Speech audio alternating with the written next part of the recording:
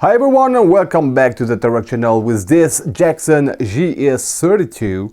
That's a 319 euros guitar, and I really wanted to review this guitar for two reasons. One, it's a purple guitar, and if you've been following the channel you know I'm a sucker for purple guitars, and to be honest, yeah, it does look cool.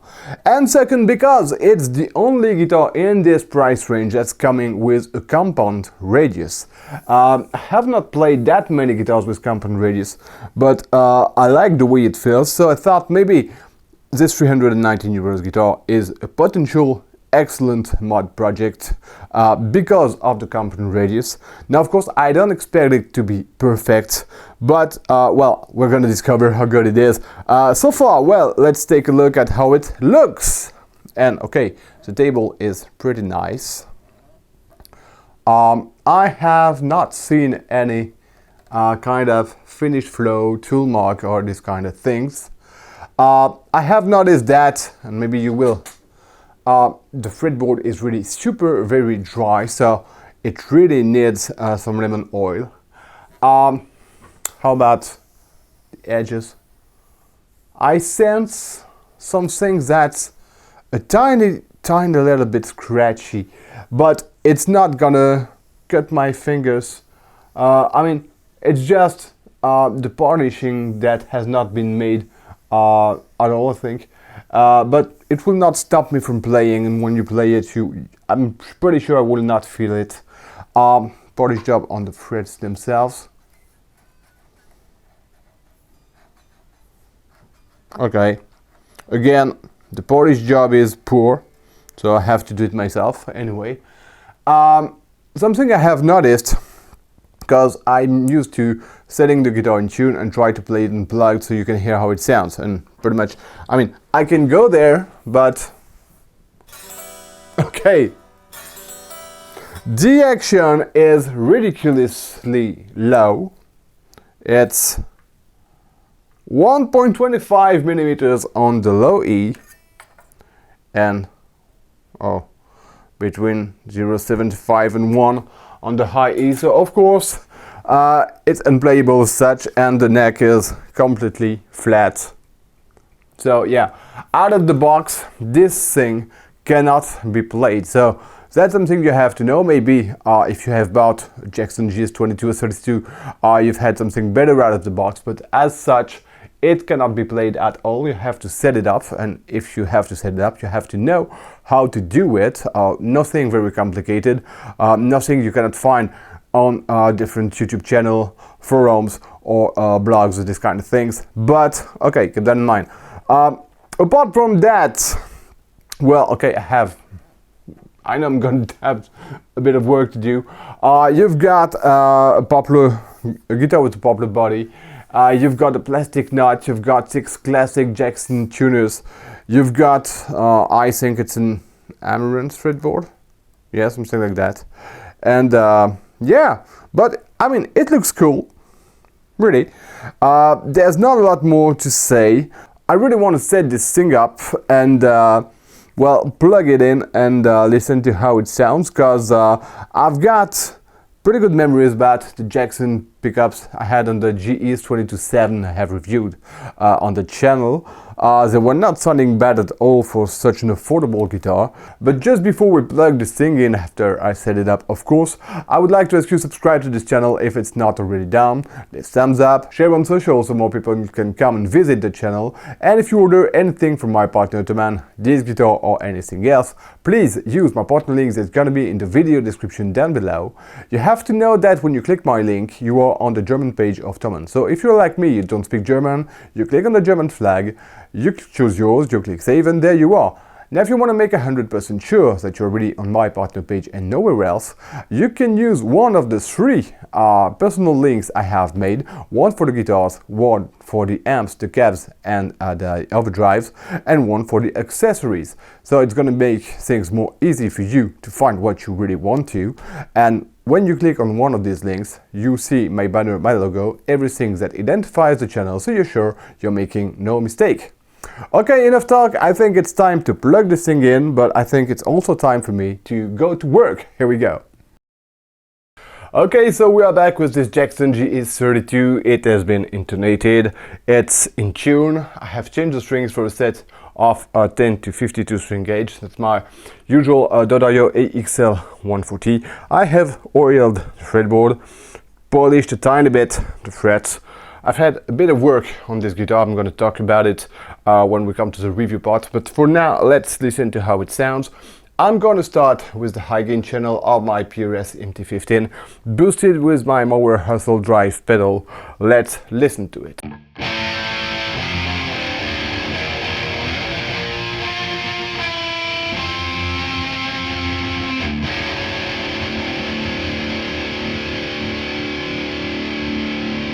Well,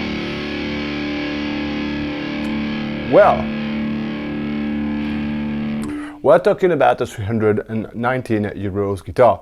When you listen to it, it sounds like it could be way more expensive, and that's a really nice point with those Jackson pickups. I've had the same on the Jackson JS32 I have already demoed and reviewed on the channel, and on the 6 strings guitar, well, it still sounds very good.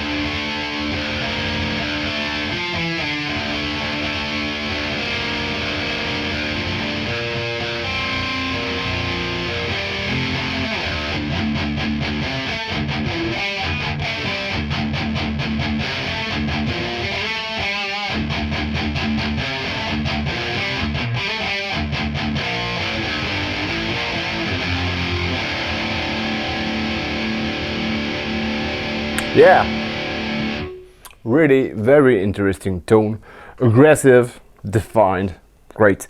Let's try riff with the A string.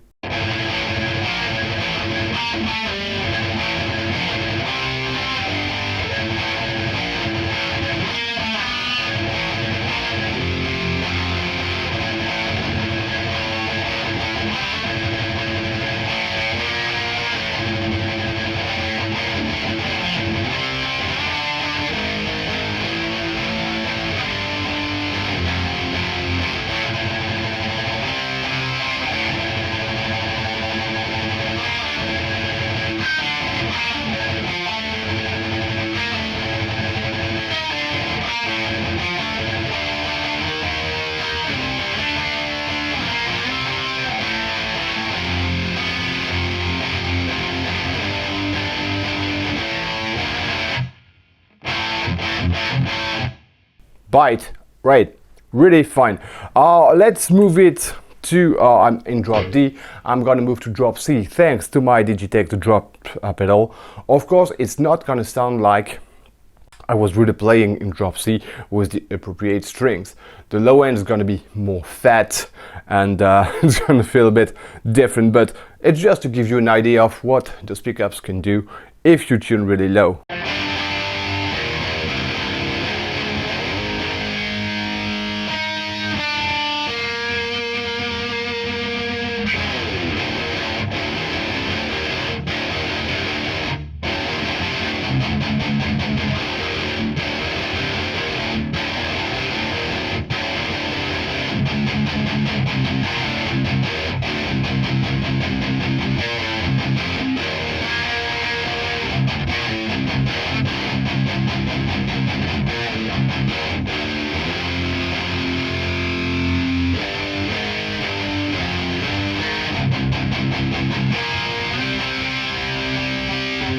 I think it's really okay. Good tone overall. It could go low in tuning, and you would not have too much intonation problem with this guitar. And again, I'm gonna talk about it a bit more when I come to the review part. Okay, now let's move to some clean tones. Okay, and for the clean tones, I'm gonna use my 2-note audio clean. That's a preamp with a valve inside. Let's listen to it.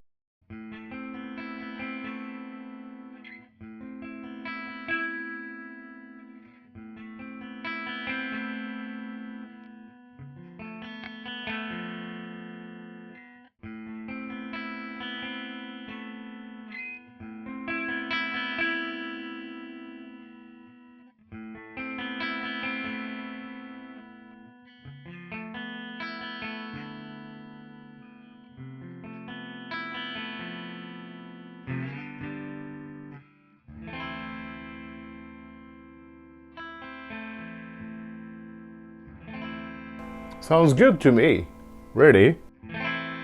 You've got brightness, not that much volume.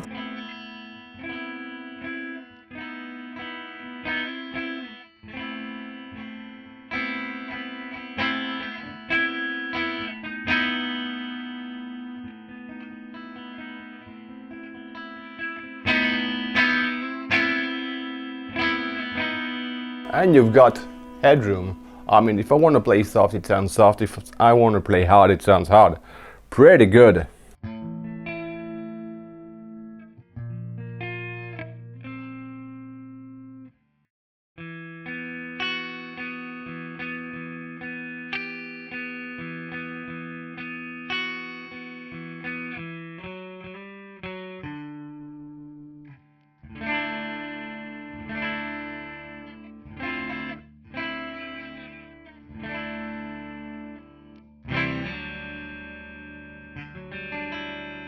Okay, let's try the bridge pickup.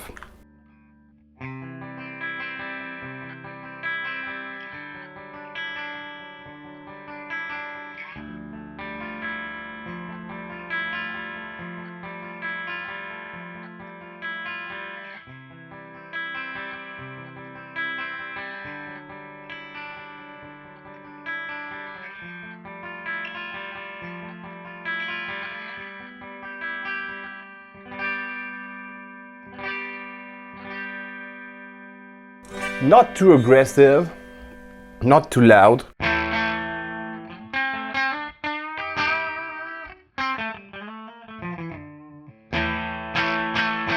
It's gonna crunch if I hit very hard, but if I remain soft, it's gonna remain soft. You've got to know that those pickups cannot be splitted, so we're gonna move to the middle position.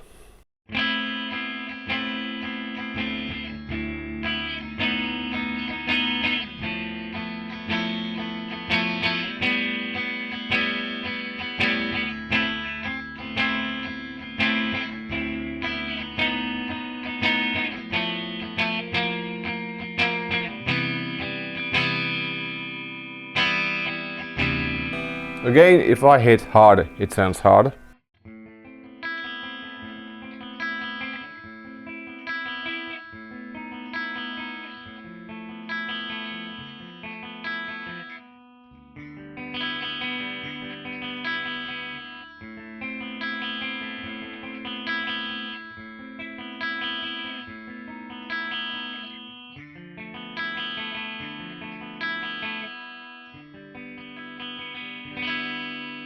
And if I go soft, it sounds soft. Let's just compare the middle position and the neck position. I move back to the neck.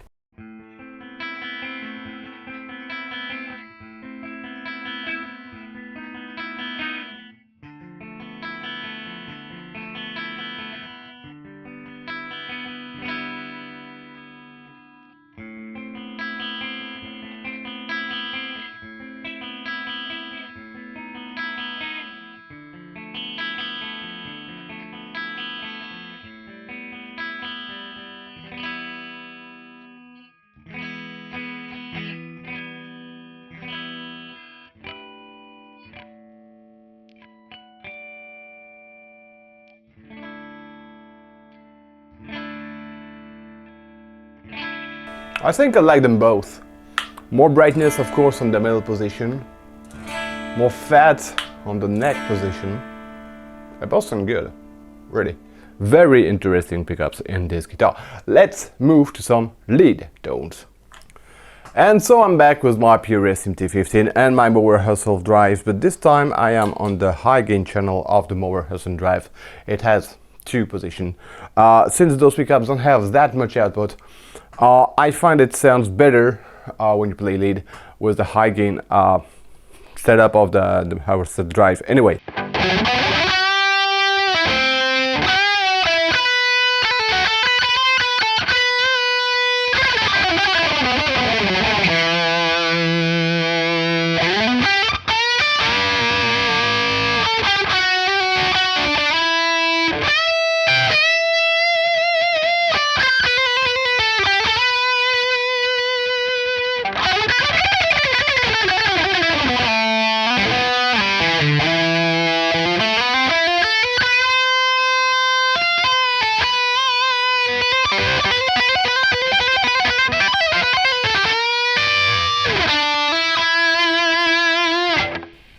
it really sounds good because it's gonna be through the mix and my setup is made for this.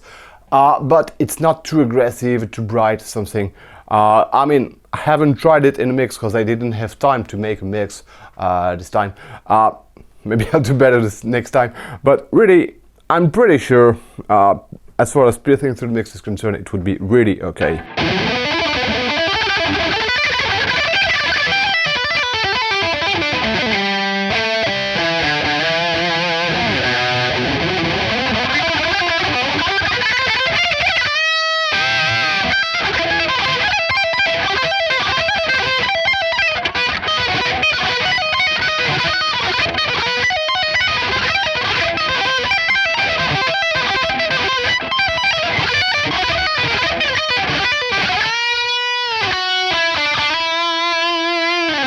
Let's move to the neck pickup.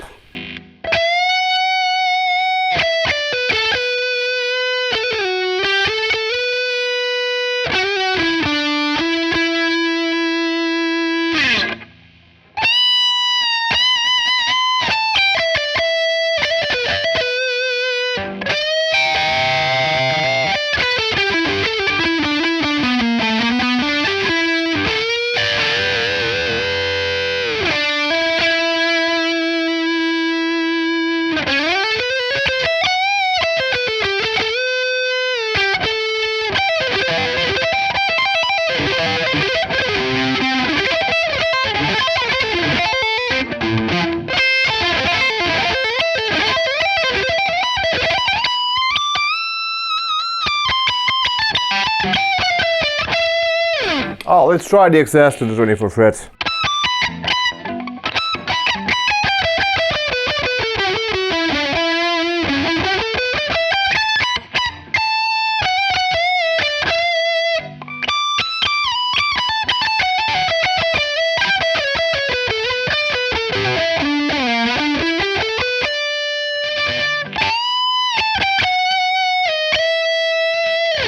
Not so bad, but as far as the low strings are concerned, well, the neck hill is a bit of a problem. But I mean, if you've got a bottleneck with something really, very classic, very square neck hill, and it's okay in a way.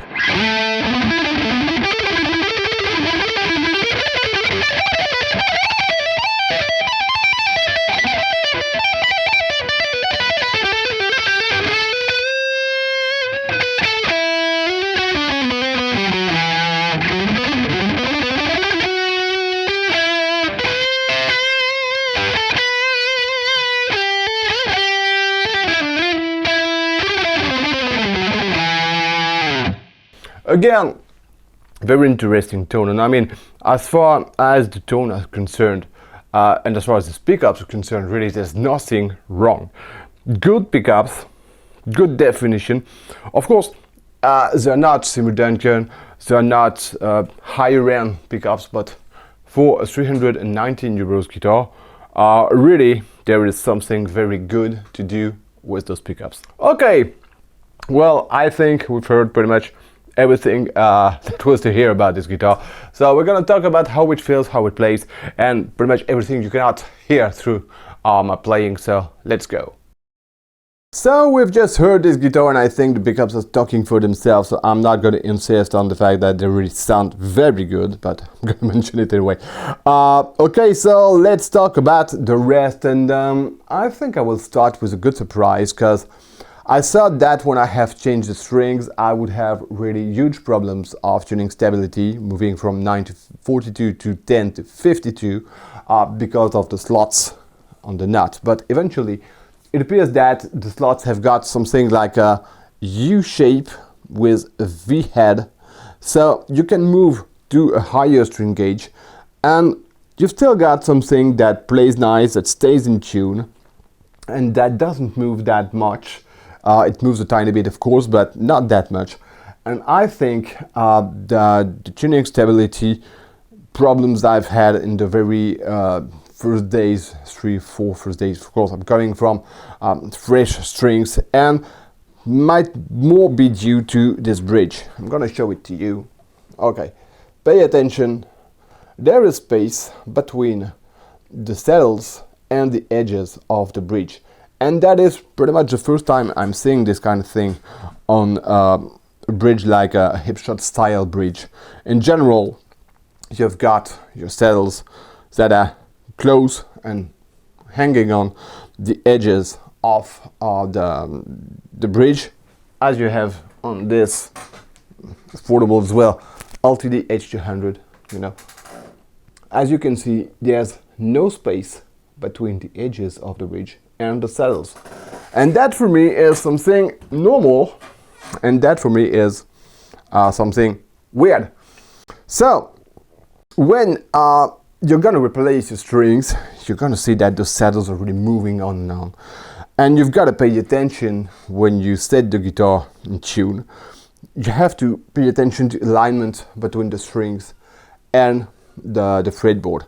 If you don't pay attention, you're gonna have something with the strings like this, you know, in complete unalignment to the fretboard, or on the opposite way. So really pay attention to this, or just replace this bridge.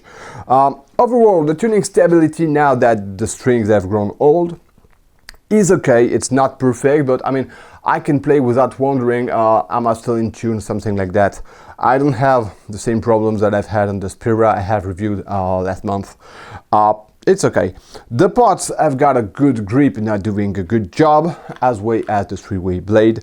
No problem with the shielding and the cavity. It's not perfect, but it's correct for the price.